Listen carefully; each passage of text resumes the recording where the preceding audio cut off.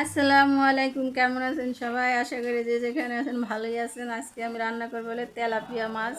তো এখানে আমি 4 পিস মাছ নিয়েছি। আপনারা রুই মাছ, কই মাছ, যে কোনো মাছ দিয়ে রান্না করতে পারেন। তো আমি আলু দিয়ে তেলাপিয়া মাছের ঝোল রান্না করব।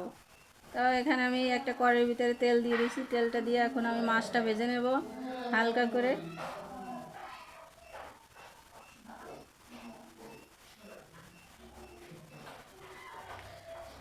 মাছগুলো আমার এক পিঠ হয়ে গেছে, আমি আর এক পিঠ উল্টিয়ে দেবো। মাছটা আমার ভাজা শেষ, উঠিয়ে নেব।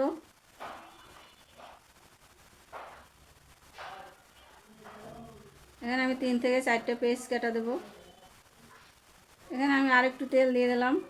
এখানে আমি কাঁচামরিচ বাটা দিয়েছি 1 টেবিল চামচ। এখানে আমি পেঁয়াজ বাটা দিয়েছি 1 টেবিল চামচ, রসুন বাটা আধা টেবিল চামচ, আদা বাটা আধা টেবিল চামচ, লবণ দিলাম পরিমাণ মতো, হলুদের গুঁড়া 1.5 চামচ, মরিচের গুঁড়া 1 চামচ দিয়ে আমি ভালোভাবে মশলাটা কষিয়ে নেব। এখানে একটু পানি দিয়ে আমি মশলাটা ভালোভাবে কষিয়ে নেব।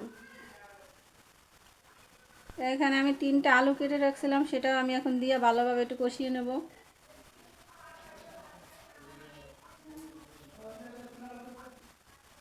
আলুটা আমার কষানো শেষ। এখানে আমি পরিমাণ মতো পানি দিয়ে দেবো। পানি দিয়ে ভালোভাবে আলুটা রান্না করব। এখানে আমি মাছগুলোও দিয়ে দেবো।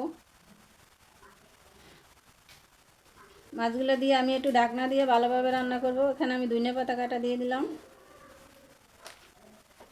তো আমার ভিডিওটা যে যেখান থেকে দেখছেন লাইক কমেন্ট শেয়ার করবেন। আসসালামু আলাইকুম।